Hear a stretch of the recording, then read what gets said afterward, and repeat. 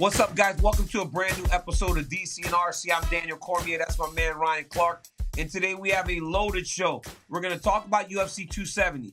We're also going to be joined by the coach of the new champion, Deiveson Figueiredo, and the almighty Bobby Lashley. Stops by to join us before his big match at the Royal Rumble against Brock Lesnar. Then, as always, we got to tap in and tap out. But, Ryan, before we can get to all that, we got to go back a little bit. UFC 270. Francis Ngannou retains his championship by beating his former teammate Ciryl Gane in the most unimaginable way. In a wrestling match, bro. Who would have thought? Who would have thought? DC, I was like, did Daniel Cormier train Francis Ngannou? It was... So, first off, let me say this. Let's put the Francis Ngannou, Tyson Fury stuff to bed. Let's put that to bed. You're done with that? I'm done with that. When watching Ciryl Gane kind of outclass him, at least from a skill standpoint, on his feet, he don't want to see Tyson Fury like that, bro. Tyson Fury is beating men that's built to do it that way. But I will say this. Francis being able to make that adjustment shows me how he's kind of come full circle. Because against Stipe Miocic, in the first fight, he couldn't do that, right? He couldn't figure that part of the fight out. And so to see Francis adjust and take Ciryl to the ground and really dominate him on the mat, to me, that shows that Francis Ngannou really is a champion, not just a puncher. You know, first off, Ryan, like, put Ryan on camera real quick. First off, can somebody get my boy Francis some bigger shorts? Because, I mean, those small shorts with all that leg space between the knee pads, that was a lot, bro. It was a lot. It was a lot for the champ to come out in those tiny shorts. But ultimately, when the fight started, Francis was in trouble, man. Yes. He was behind first two rounds. Dude, he was down 2-0. Yep. And then he body slams him. Ciryl throws that kick. Francis picks him up and body slams him. I could not believe my eyes because I thought, okay, sometimes that happens. But then as we go forward, all of a sudden, Francis Ngannou gets a double leg. And then it seems as though the intent is to grapple. Yep. Crazy turn of events for me. Now, honestly, for as big a swerve as that was for Ciryl Gane, for me, it all came down to round 5. Those guys are fighting. Ciryl gets the takedown. Yep. Which is... Francis with an amazing scramble and reversal, though, bro. Yes. Bro, but listen, RC, that's the thing. Great reversal, but you know who got no sleep on Saturday night? They probably still up licking his wounds. Ciryl Gane. He made an absolute pedestrian mistake in the 5th round. Okay. Because he's on top, and it looked as though Francis was settling in to just kind of ride out the time. Francis was exhausted. Yep. Ciryl was exhausted. Francis tried to hip escape, underhook. Ciryl defended it. Francis went back to his back, and he was laying there flat, Ryan. And then Ciryl Gane tries to fall back into a leg lock. That takes your weight off of the guy, and then Francis sat back up into him. Right. Dude, that was a mistake that Ciryl will have to live with for a very long time because... Is it something you saw right away, DC? You saw it when it happened? Away. Bro, we're in at the commentary table. I go, Rogan, oh, my God. I said, oh, my goodness, he made a mistake. I told Rogan it right away. I go, he made a mistake. Because ultimately, it seemed, and I can't say as a guarantee, but it seemed as though Francis was starting to settle in like, you know what, dude got me on my back. This is what it is. 3 minutes left. And we've seen this before, right? With Stipe.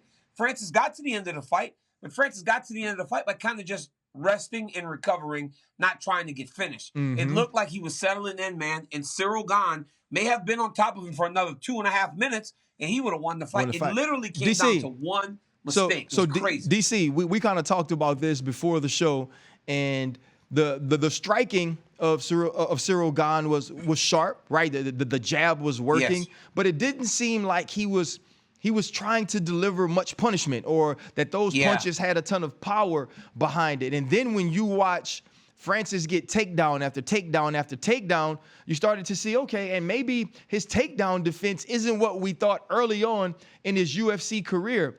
And after it all comes full circle, you almost go, was this moment a little too big for Ciryl Gane, because we're looking at it. We talked about all the things Francis had going on before this fight, but he was the one that dug deep, switched some things up, and won.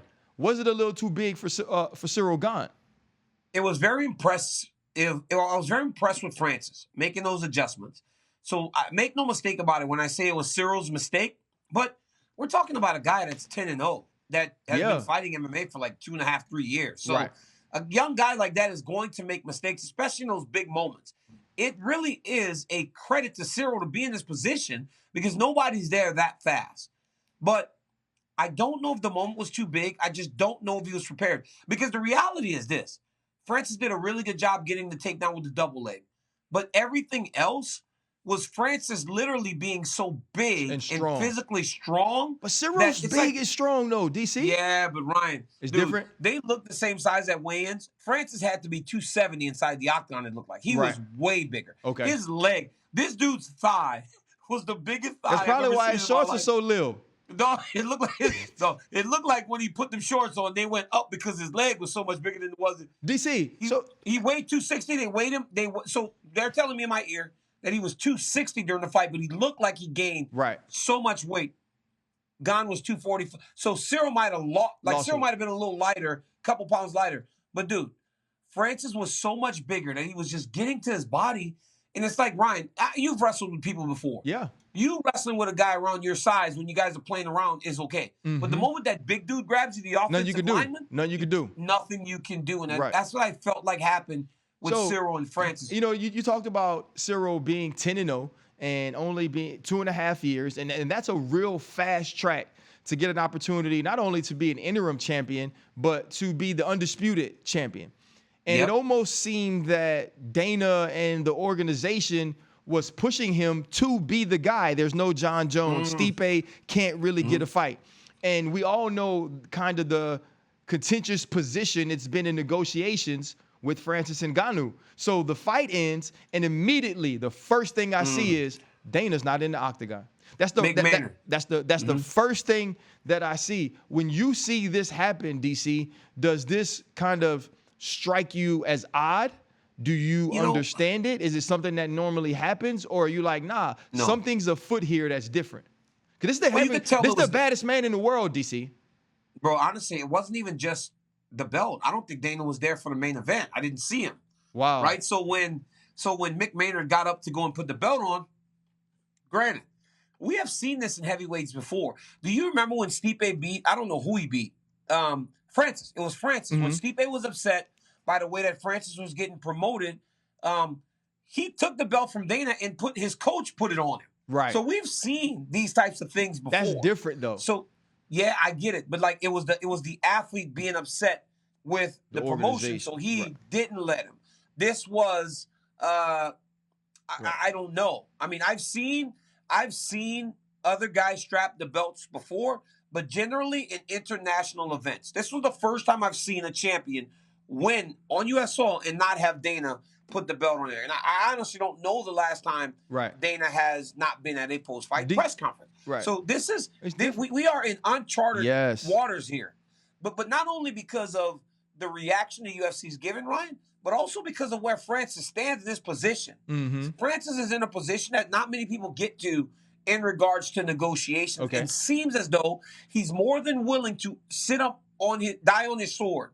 And die on him. He took a chance on himself. Yeah. And it seems as though he won. Yep, because now he's still the champion.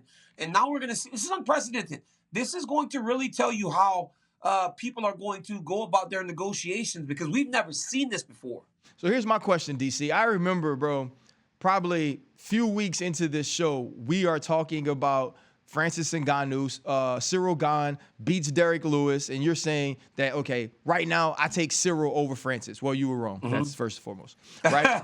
but you also, I think a lot of people did, right? Right, he was the favorite. A lot of people, yeah. And so you also brought up John Jones, and we were talking about, could either of these two men beat John Jones? Could John Jones beat either of these two men? And John Jones said in his tweet, if this is the apex of heavyweight fighting, I'm excited about it.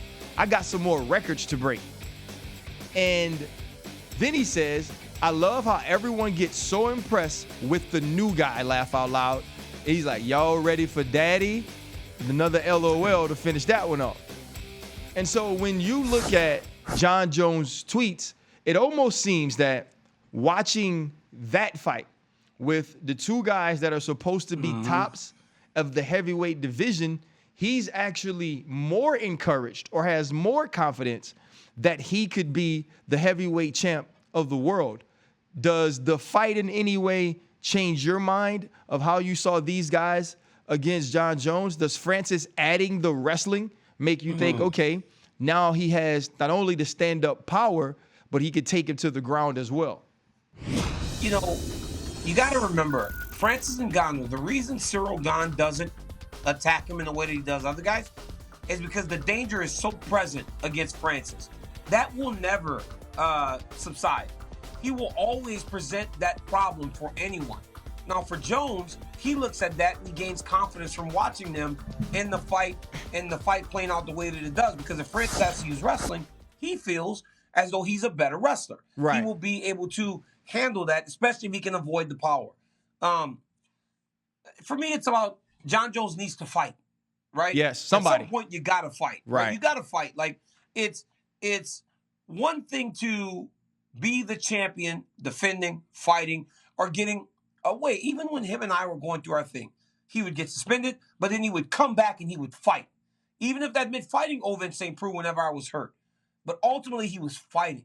Right now, he's just talking. It's like, he's just talking, RC.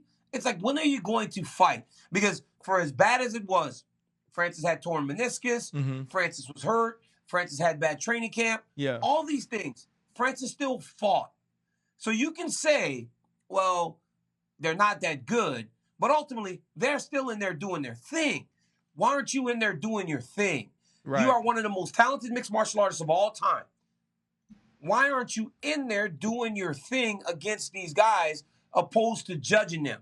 Because for all the bad blood and all the bad stuff between Francis and the UFC right now, he fought. Francis still went out there. He went out there, he fought hurt, and he got a victory. So look, if you're going to judge the apex predator that Francis is on last weekend, know that you're judging a wounded apex predator. So you may think that he's not as good now because of what you saw, but maybe you're just putting yourself up for a bigger disappointment when you do finally make that jump. You know, and the other thing is this, too. Our opponents, right, also limit our success.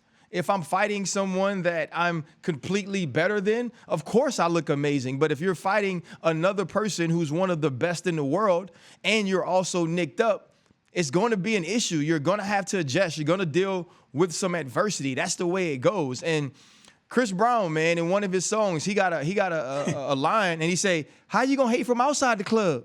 You can't even get in." Dude, like, you know, and so you gotta fight, right? And so you gotta fight. But the co-main event was probably more exciting, and in my opinion, even closer than the main event with the heavyweights, and that's Deiveson Figueiredo and Brandon Moreno. I thought this fight, one, it was intriguing because of the way the first two fights went, right? An absolute classic in the first fight, and then Brandon Moreno dominates Deiveson Figueiredo in the second fight. And now we have this back and forth match that ends up in a split decision. And I'm going to be honest with you, DC, halfway through the fifth, you still don't know who's going to win. And I remember when it was announced that Deiveson Figueiredo was the champ, the first thing I texted the group chat was, "Good call." And you immediately said yes.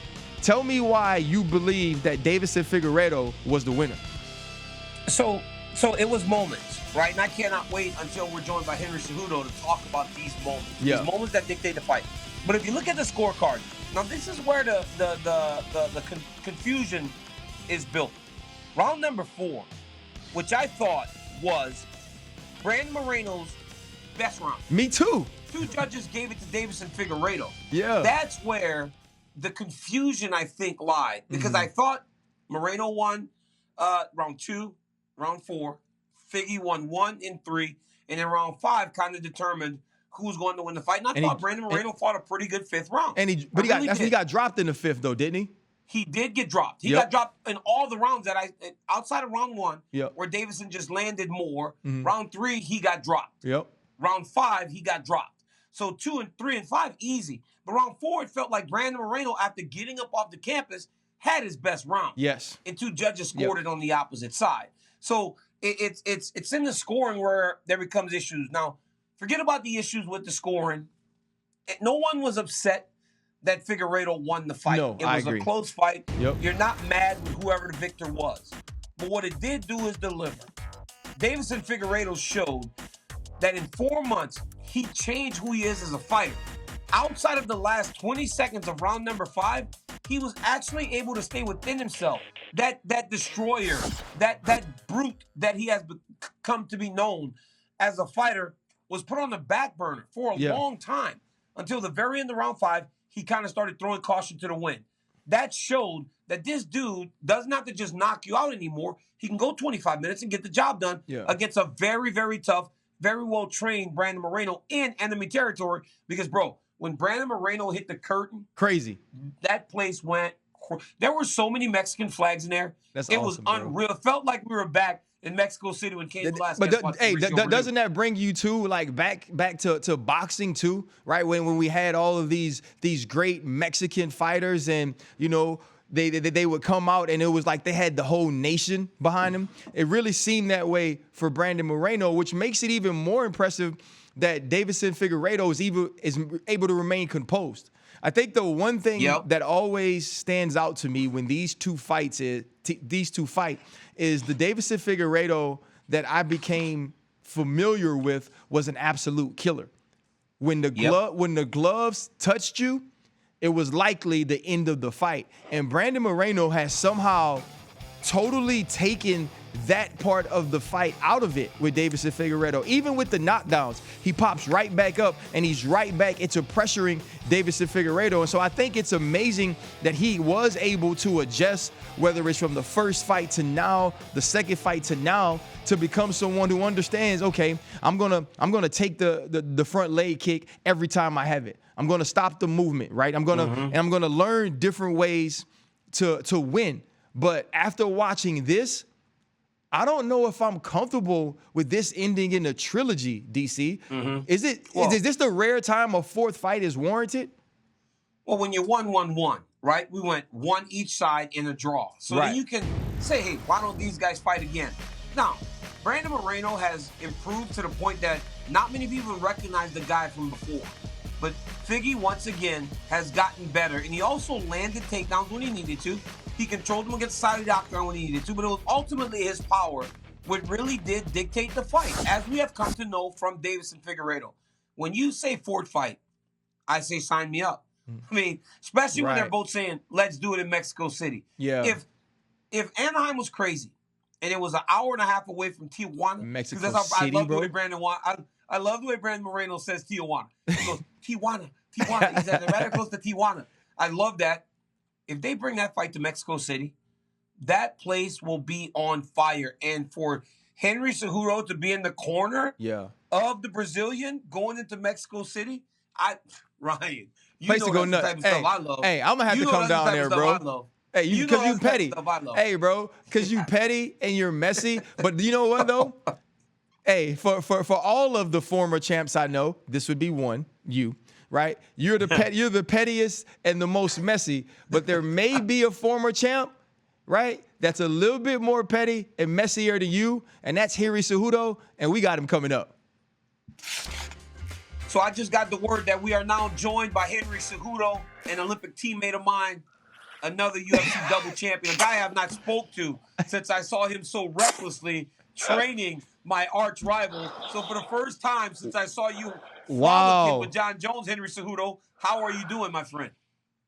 Oh, I'm doing good, DC. There's nothing like I tell you what, man. There's nothing like being a world champion. You know the feeling, man. The emotion that what happens when you win a world title, man. That's precious, man. But like being able to help out Deiveson for the last 4 months and coming out here to Phoenix and actually training with me, it's priceless, man. It's just as good, DC. I think I think you become more nervous for your fighter than when you're actually going to fight. So it's a trip. So Henry, go Cloud 9 to say the least.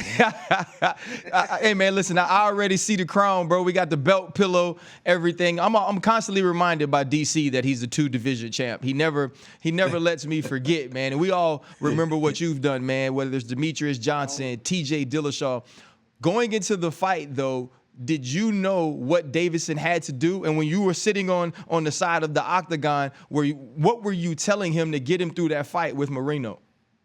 And this is the cool part, RC, too, because there's a psychology of it, too. And I think years of experience through wrestling, through mixed martial arts, has all prepared me to be the best coach that I could be.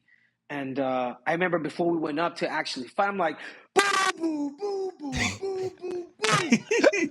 That's exactly what you're going to hear when we go out there. And you know what that means? That means you got to embrace that shit. Right. Because these people want you to lose. They're literally bringing you out here to sacrifice you in front of all these Mexican people. And guess what? That goes for me too. Right. And I said, when you go out there, man, you cheer that crowd in and let them know that we are here to fight. The key plan to this fight was to bring that, to be composed, man, to be disciplined, to kick that front leg out and take away his ability. Because once we took that front leg out, it was perfect. It was brilliant. It was the same thing that I did with Dominic Cruz. You know, we have similar stance. Yeah. I was able to adjust his stance, and I do believe with a fighter like that, like everybody's breakable. Yeah. And I think this next time around, DC, the game plan will change and it will be different, man, because we're constantly thinking. I mean, Henry, like right away I said it. I was like, oh, his stance is more reminiscent of Henry's. Yeah. Right? Because you can see him kind of almost in that karate stance with his head and chest back a little bit, throwing the kicks, really trying to slow Moreno down. But when we got to the end of the 5th round, very competitive rounds, at least in my eyes. But did you guys think you had done enough? And it seemed as though there were some swing rounds in there in the knockdowns by Figueiredo. Yeah, that was huge. Allowed for him to get the decision. Yeah, no, of course, man. You know, we beat him with power. We knocked him down, I think, a few times in that fight. And then with the takedowns, with the wrestling control, even when you get somebody against the cage, you're able to eat up that time. Man, judges see that. This is the same reason. I go back to my Demetrius Johnson, DC. And you know why the reason why I even beat Demetrius Johnson is because I controlled more of the time. Yeah, he might have hit me just a little bit more, but I was able to press him. I was able to smack my hands and call, come on, let's fight in the last 10 seconds. In other words, I want to say that I know how to steal rounds, dude. And opportunistic. Exactly. Also opportunistic takedowns. Against DJ, you got takedowns in the right moments that really did like hammer home the rounds. And I think that's what ultimately got you the decision. And I think Deiveson did the same thing last weekend with those knockdowns. Yeah. But here's my question, though, Henry. Like, it's cool to talk about Coach Henry. I like Coach Henry. Coach Henry, you know, he had John Jones, so Coach Henry ain't my favorite coach. He's not our favorite. He's not our favorite coach. But he ain't our favorite. Listen, we see every time someone, you know, in some of the smaller weight classes wins, your name comes up.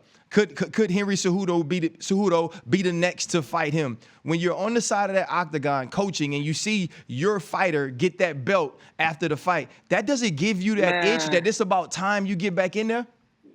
My legacy is untouched, man. You have many double champs without doing DC, man. There's only one triple C. There's only one thing that motivates me, and I want to be rich like DC and RC. So give me a bag full of money and let me make them all bend the knee. Right. Listen, man, I tell you what, man, I would love to beat that ugly potato face Peter Young in Russia. You going to Russia like Rocky?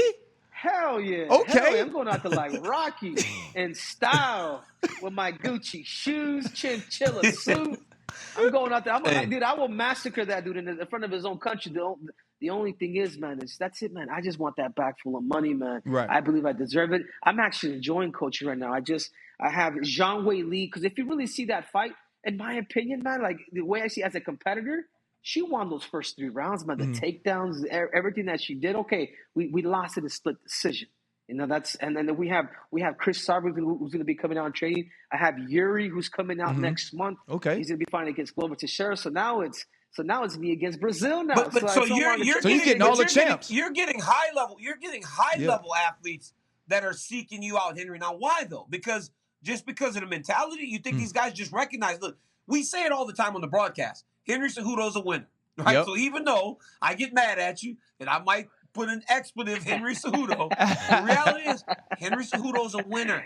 And you think people are Let just me. recognizing that, or are you reaching out to these people and saying, "Hey, come train with me"? No, no. They just reached me. They just. Can I put my crown away for a minute? Can I put the cringe Yeah, aside? you We know got you it. the king, bro. We know you the king. The people that truly know me, like obviously I'm a goofball, man. I love to have fun. But if you're the people that really know me, they're like, what's one word that you would describe Henry Cejudo? And they all say, man, that dude is smart as hell. Mm-hmm. Like he knows what he's doing. Like there's a method to his madness. And I just think, man, the experiences that I have through I call it mind body science and how I'm able to collaborate these things. Like the way I train like a professional DC. I train according to my ability, Mm-hmm. and the coach's job is to adapt to Right. the fighter because they are all different. But you have to make sure that they're fundamentally sound. And it's like you want to have fun throughout training, but you also want to compete. And there's only really a couple of times out of the week that you really have to compete. Where I feel like there's a lot of time that people get overtrained, or they don't know how to train, or they think every day is a competition. Yeah. It's like, no, dude, it's about learning. It's about learning, and then you demonstrate at the end of the week what is it that you learn. So I've been able to come up with the program that's called, I call it the art of war, man. I call it mind body science, and how you have to connect all that, understanding your threshold. How is it that you should finish the race? Mm-hmm. It's like when I fought Marlon Moraes, and I even showed Marlon Moraes that plan. Because I'm good friends with Ali, and obviously we represent each other. And I'm like Marlon, when you fought me, you gave me everything you had within those 2 months, dude. You not knowing how strong I am and how much I can endure pain. Right. I said you need to understand the numbers game, because you only understand one level. You don't understand what a level 5 or a level 6 feels like, because you got accustomed to beating people up at a level 10. Right. What happens when somebody can survive that? Yeah. I ended up stopping them. I was like, "You're so technical. You're so good." And you know what I mean? That's just a slight example, but it's structuring, man. Like this is a business, bro. Like this isn't finding good. This isn't finding good people. This is finding the right people to take it to the promised land. Listening to your strategic approach to whether it's coaching, fighting, whatever it is, it seems like you always have a plan, and that plan is to win. But when I ask you, what's your next step? Right? What's the next move for you? The thing that you want more than anything. Is it to continue coaching and to continue making champions? Is it to be a champion yourself? Is it to run whatever? What's the next step for you, and what's the ultimate goal? Straight up, Archie, is to take over the world, man. That's it. To take over the world, and take all the gold, take all the crowns, and take it all, man. But what I really want is that green, because you know what? I've earned it, man. I've done it. I'm enjoying myself. This is the reason why I haven't even jumped into the USADA pool, guys. You know why? Because I'm serious about not ever fighting again. Mm-hmm. And if you really want me to fight, show me the money, and I will put myself in on that Monday. It's like I was talking to Ali's like, "Hey man, get on the USADA pool." I'm like, "Ali, I can't do that, man, because if Dana White really wants to see me fight, because it's up to him ultimately. Right. I know the crowd wants to see me fight, man. I'm an entertainer. You ever see somebody pull out some crazy ass snakes, whip this shit on the ground, throwing out pillows, kicking them? You know what I'm saying? Like that's the shit that I'm doing. Like, I'm not saying to start a union. What I'm saying is pay me. Right. Hey, you heard the man. Pay the man, DC. Get the man paid. Henry. You listen, his right hand. Boy, I tell you, man, you are a proud Mexican boy. They don't like you and that lady the other day, though. I got text messages from people in Gilroy saying, Henry Cejudo. Henry, does it bother you a little bit? Be honest. Don't lie, Henry. It bothers you? No, not really, DC. You know why, dude? Because my loyalty is to my friends, man. Like I don't put whether you're black, Mexican, black, purple, blue. Like to me, it's loyalty to the person. It's loyalty to the dream that person wants to accomplish. And when he approached me, he wants to come and train with me. He's like, "Hey, bro, I will do whatever I can." When somebody says that they really have your back, bro, I got your back. Even if that means my Mexican people are going to turn their back on me, because in reality, man, that's not the way we know. We should all be one. Yeah. Like, when Yuri comes out here, I'm going against a Brazilian, so now it's me against Brazil now. But I go at it again, dude. To me, it's all about winning. To me, whatever it is that I can convey to that person so that they can become the best in the world, I will do. Even if that means me getting death threats, freaking calling me a brown on the outside, whatever on the inside, it's all good in the hood, man. Man, we appreciate you, man. Thank you. Hey, Henry, you're the man, dog. Thank you so much. Everything you say is true, and the one thing you will never deny is that Henry Cejudo is an absolute champion. Yes, he is. Congratulations on Deuce Negeda, Deiveson Figueiredo, and good luck with Ciryl Prochazka, my friend. Hey, I tell you what, man, Cejudo was everything that I thought he was going to be, dog. He was actually, DC, I didn't know if he'd, come on because he trained John and be a little nicer to you, bro, and be a little laid back. But he came with the crown, he came with the fire, and that was a dope interview, man. The dude is out of his mind, Ryan. But ultimately, dude's a winner. And you know what? Last weekend, we had multiple winners. So it's time for us to go back to UFC 270 and hand out some grades. So Ryan Clark, Corporate Jake, you got it? Who's doing it? I got you. Let's start with Francis Ngannou. You know what, DC? DC, do you want to go Francis first or do I go Francis first? It doesn't matter. It's you know what? You're wearing a three-piece suit. Yeah. You look like you ready. And you coughing fresh. You coughing fresh today. Casket fresh. So why don't you go first? I'm gonna give him a B, DC. And here's why I'm gonna give him a B. And an A performance would have been a totally dominant physical performance over Ciryl Gane. And you know what that means. That means a knockout. That was the performance we wanted to see from Francis Ngannou. And on his feet, I feel like he was being outclassed. But I give him a B because of the adjustment.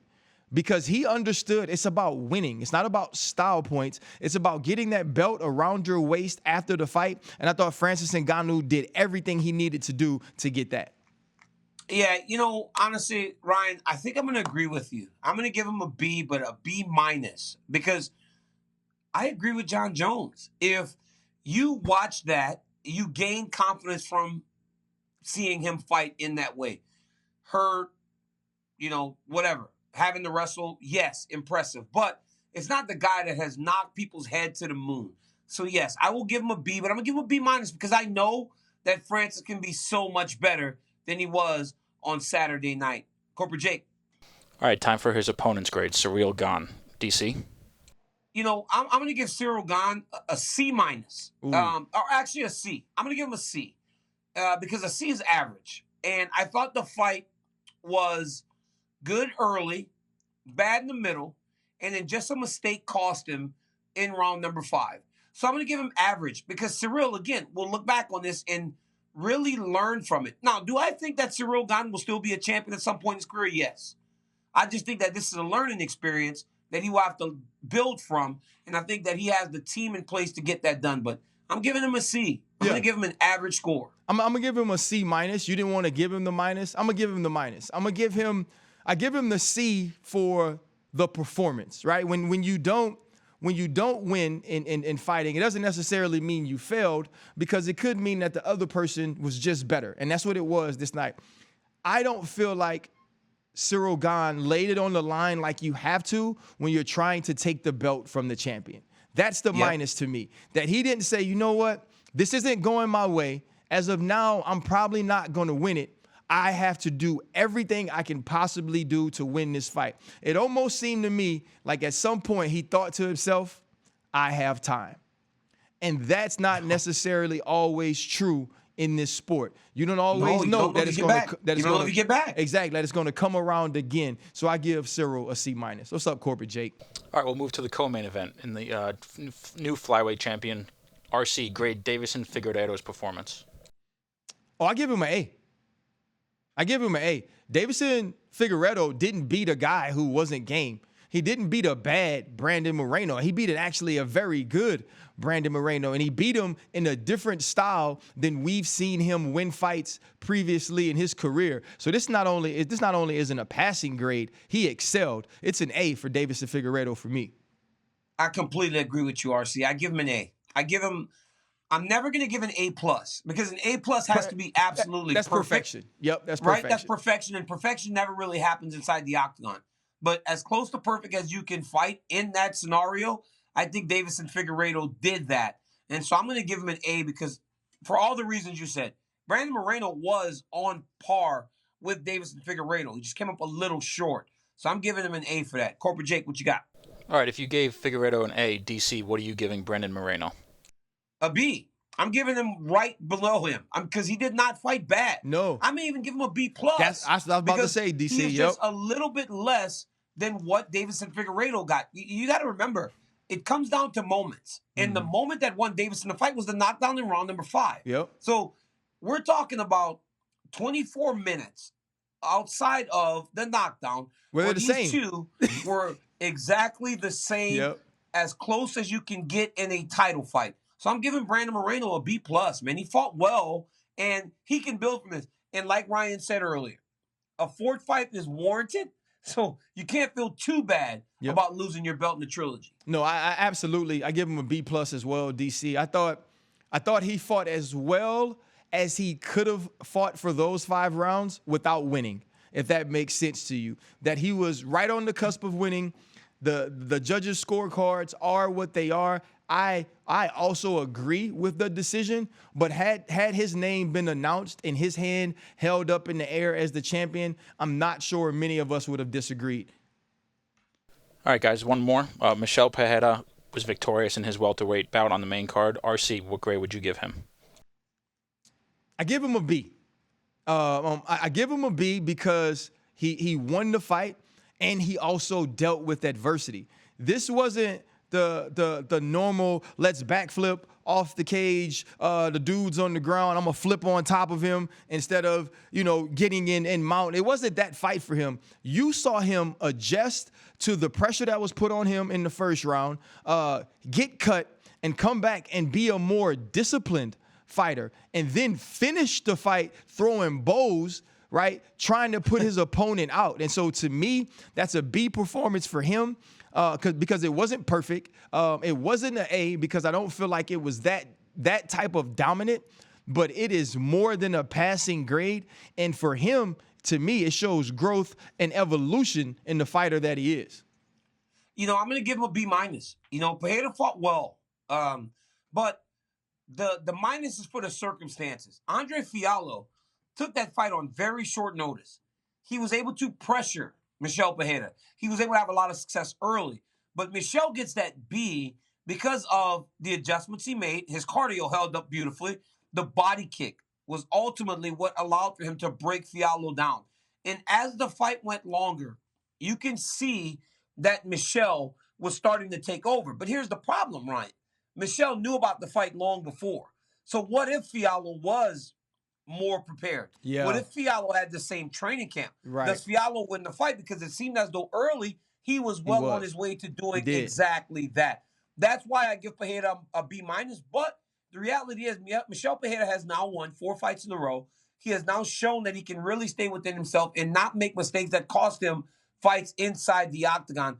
The dude is insanely powerful, and he puts a lot of hurt on his opponents. As you saw, Andre Fiallo was very beat up at the end of the fight against Michel Pereira. Ryan, great grades. I feel like we're a little nice with our grades. I spoke about Michel Pereira hurting people, but let's toss to another guy that is in the hurt business. Not the hurt business. The leader of the hurt business, and he's fighting Brock Lesnar on Saturday, or he's wrestling Brock Lesnar on Saturday for the WWE Championship. We are now going to be joined by my man, Bobby Lashley. Guys, now it's time for one round with my guy, the almighty Bobby Lashley. Bobby Lashley, what's going on, my friend? Saturday, 8 p.m. Eastern, Royal Rumble. How excited are you to be in such a big match this weekend? Man, I'm excited. Brock's that guy that just kind of jumps back and forth. I mean, I know DC, you had that time where you guys were going to square out. And for me, it's been like 20 years.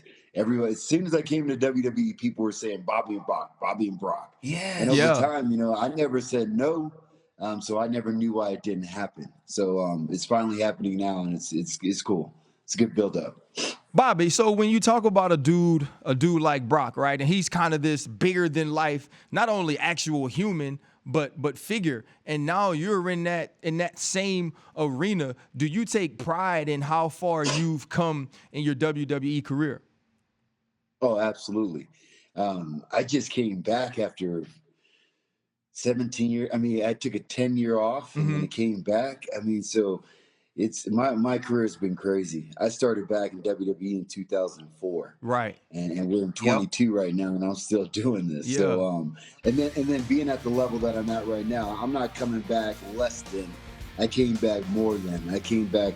I worked my ass off to get back and winning the WWE Championship, and then coming back and now having this match against Brock to regain the WWE Championship, man, I'm living a dream. Bob, you know, when you took that break, before you left, you had held titles, but you had never truly been in the championship picture. But since you came back, you've held titles, and I got to be honest, Bob, I took a lot of pride in seeing you finally hoist that championship over your shoulders. You know, obviously, we all congratulate you on social media. But to be involved at this level and to be a guy that is viewed as if he can compete with Brock Lesnar, because guess what? Brock's national champ. You're national champ. Brock's WWE champ. You're WWE champ. Brock fought. You fought. You match him on every single level. So how do you expect the match to play out on Saturday night? I think, man, it's one of those fun matchups that people want to see. It's not going to be it's not just going to be a pro wrestling match, right? Because we have all these that you said. I think people want to see the wrestling. They want to see us just wrestle against it. Who's going to get the most takedowns? Who's going to get the first takedown?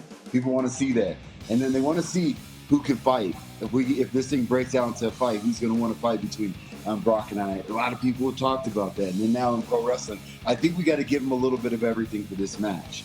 And I think that's what's going to happen, because it's not just going to be a tie-up, shoulder tackle that two big men would do. Me and Brock have so much more than that. I think we might try to fight for that first takedown and see who gets it. Right. And then we can go from there. I think there's a lot of things that we can play with. But, Bob, the blast double, I mean, you got to have belief and faith in the blast double that you turned into the spear now. You got to have faith that your patented blast double from wrestling won't be able to knock Brock Lesnar off his feet.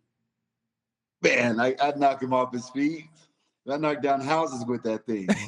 Hey, but that was going to be my question. You know, DC just listed all the parallels between you and Brock Lesnar. And obviously the thing that sticks out to me is when y'all say fight, right? Because I'm from New Orleans, and that's the one thing I can relate to is a fight. What are the differences, though, that you have to take from, you know, from wrestling competitively and then obviously fighting, and then now when you move into the WWE, because it's not good enough to be able to have a good double leg takedown, right? It's not good enough to be able to have a good tackle off the ropes. For you, you also have to be able to entertain. You have to be able to engage and make people want to see you in that ring. What are some of the things you've taken from all the stuff you learned in your different organizations that's made you a champion now? I think just what you said, it's everything. Before when I first started, there were the likes of the JBLs, the Booker T's, Big Shows, Undertaker, all these different guys went on a roster, and it was about the fight. It was about the fight. But now it's a little bit different, because you have different characters involved all around all through the roster. So right now it was like just trying to figure out things and put things together that have made sense. Okay, so I took that time off to fight for a while. I can't forget about that when I come back. So the original thing that we did, we ran with this Hurt Business, and what the Hurt Business was taking these new school guys. I love the Hurt Business. It's taking these new school guys and throwing that old school mentality. Like, you got to get mean. And that's what I said. I mean, even in this video that you guys are playing, it was about getting mean. And that's what the Hurt Business is about. And people liked it. But we still had that level of respect for ourselves, and we wanted to hold up a little bit of honor. You know, I got kids coming up, and as a black athlete, we're viewed in a whole bunch of different ways. Yeah. So the Hurt Business was like, we're going to have suits on and stuff. We're going to come in there clean. Right. RC, like, you know, the three-piece. DC don't know about this, Bobby. You see it. You see it, the three-piece. You see the three-piece on him, Bobby. We had that three-piece on, but we also say, you know, you take off this jacket, it's time to throw these dudes. So we were showing a little bit of everything. And I liked it, because it showed as a black athlete. It didn't show us as, you know, typically we're coming down dancing or we got to be thugs or anything like that. We're none of that. I love that, bro. I love that. It was a different image, Bob, and I think that image went well. You know, Bob, I love the Hurt Business. I love the work you and MVP do together. Y'all are two fast, talking, smooth brothers out there. I love that. But, Bobby, let me ask you this. You said you started this in 2004. It's 18 years down the line. Are you still having fun? And how are you still having fun doing it? And also, for all that you have accomplished, you won the WWE Championship, but to beat Brock Lesnar at the Royal Rumble, that has to be the crowning achievement for a Bobby Lashley as you head into Saturday night. So does this feel bigger to you opposed to when you fought and won the WWE Championship? Man, it's hard. It's hard because there's a lot of things here. I always say that I can't really say that one thing is so much greater than the other. But Brock is, he's been one of the biggest names of the wrestling business, the biggest name of the fight business. He has that name. So to be able to have a win over him is definitely going to be a crowning achievement. It's going to be something that I hold really, really high on my list of achievements in this building.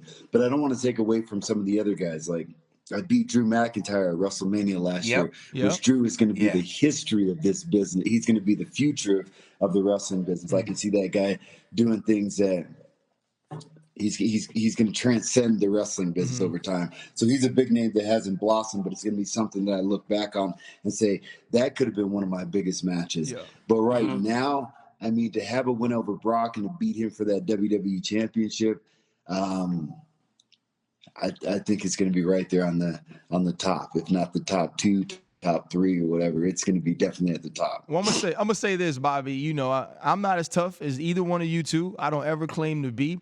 But when I look at what you have coming, bro, it's like the Super Bowl to me. Like this is an event that not only won't you forget, but we won't forget, man. So for you to take some time and spend with me in DC, bro, I just want to tell you how much I appreciate it. Best of luck, man. We can't wait to see you, man. Thanks for joining us. Thanks for having me on, man. It was an honor. Good to see you again, DC. And you got room in the hurt business, man. All you got to do is come. I got to lose some weight. I'm about to say, you better have a lot of room in the hurt business. I got to lose some weight to look as good as y'all in those suits do, Bobby Lashley. Hey, my brother, Bob, again, man, thank you so much. I'm so proud of you for all that you accomplished, knowing your way back in the day, all the way back to Missouri Valley and Colby Community College. Good luck this weekend, my brother. Kick some butt. Guys, you can watch Bobby Lashley challenge Brock Lesnar January 29th, 8 p.m. Eastern on Peacock at the Royal Rumble as he chases down another WWE championship. Bobby, thank you, my friend. Thank you, guys. I appreciate you guys. The almighty Bobby Lashley. I'm telling you what, DC, I might get in the gym with him and get a little swollen. You could get a little ripped up too, bro. Get your 3-piece on. Hey, the boy face looks strong. Like Ryan, like this part. Hey, Ryan, right here, the jawbone, right? When was the last time you see somebody's jaw look that strong? Like this dude's jaw. I'm gonna tell you what, I'm tapping out on working out with Bobby Lashley, but let's see what we're gonna tap in on. We got a little tap in, tap out. What was my guy, Corporate Jake? Our own Daniel Cormier had himself quite the fight week while in Anaheim. First, he took the ice while skating with the Anaheim Ducks, then took his talent skateboarding on the weigh-in show. RC, tap in or tap out on Daniel needs to stick to MMA and commentating? I tap in 100%.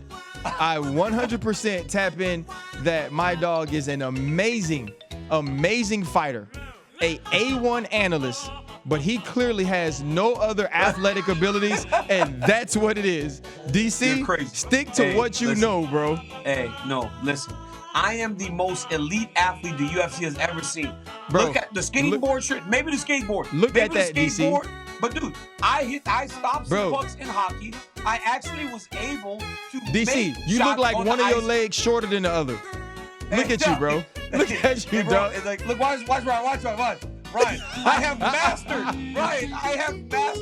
the ability to fall. Listen, when gravity takes hold of this body and you start to fall and you can be that graceful, that's a real skill, Ryan Clark. You look like you are knock-kneed, pigeon-toed, and bow-legged, bro. All at the same time. My legs hurt so bad by the time I took those skates off, dog. I cannot believe I'm tapping out. Tap out, man. I'm tapping in on you coming back to doing athletic things and not that. What we got, Corporate Jake? All right, top lightweight contender Dan Hooker is moving back down to featherweight, a division he has not competed in since 2016. He will take on Arnold Allen in London in March. DC, tap in or tap out on Hooker moving back down to his original UFC weight class? I'm tapping in. I think Dan Hooker needed a change. Right? He had gotten beat by Michael Chandler. He got dominated by Islam Makhachev, and it shows that he just doesn't have the physical stature to go with those guys at that weight class. So, tap in, go back down, fight guys more your size, and honestly, he's getting a big featherweight, talented young featherweight in Arnold Allen. This is perfect. It's gonna be a fun fight in London. Yeah, I tap in on this because if you think about three of Dan Hooker's last 4 fights, right? You got Poirier, Chandler, Makhachev. It does seem that the bigger fighters have just given him too much trouble. And he's also, of some of the top guys, by not beating those guys, kind of taking himself out of contention in that weight class. So to me, I tap in on going back down, kind of rejuvenating your career, starting over in a sense, and now putting your imprint on a smaller weight class. So I'm going with go and do it. I'm tapping in. All right, guys, capping off this past weekend, the Bills and Chiefs put on a show. Mm-hmm. They combined for 25 points in the final 2 minutes of regulation, with the Chiefs pulling out on top. Crazy. DC, tap in or tap out that the Chiefs-Bills was the greatest playoff game of all time. Ooh. I'm tapping in, right? Now, I don't have the knowledge that my man Ryan knows about football. He has seen more football. But as a fan, right, as a guy that's just watching from the outside, I've never seen anything like it. Because for a while, nobody could score points. Nobody could do anything to score points, and all of a sudden, you can't stop anybody. Now, my question is for my friend Ryan here. What happened, Ryan? What happened to the defense? Are these guys just so exhausted that they can't stop the opposing team? Or is the offensive game plan just building over the course of the game? Because, dude, it exploded, and it made for some fun TV. Yeah. It made for the best game that I have ever watched as a consumer.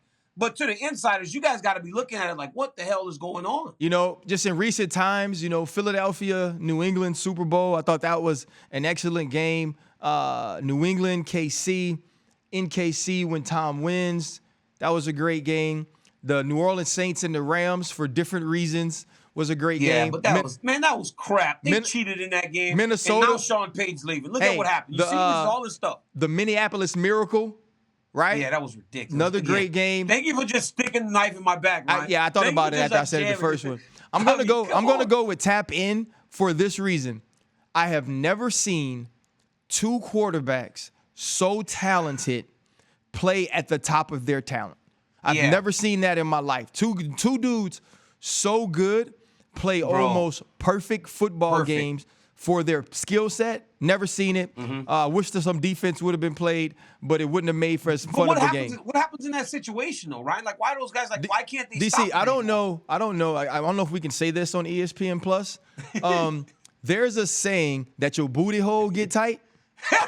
You know what I'm saying? You know what I'm talking about? You can't. Hey, I know exactly. I know that saying. Hey, you know what I'm talking about, DC? You get nervous, bro. You be nervous as hell, bro. Like, these dudes are playing out of their mind, and you just know you got to stop them. And, man, you just get to the point where you're like, I don't know if I can do it. And I think that's what they were more confident in their skills than the defenders were in the skills that they possessed. Man, I don't even want to talk about defenders getting burnt up no more. Come on, Jake. Hey, them dudes look lost out there, man. It was bad. Jake, give us again.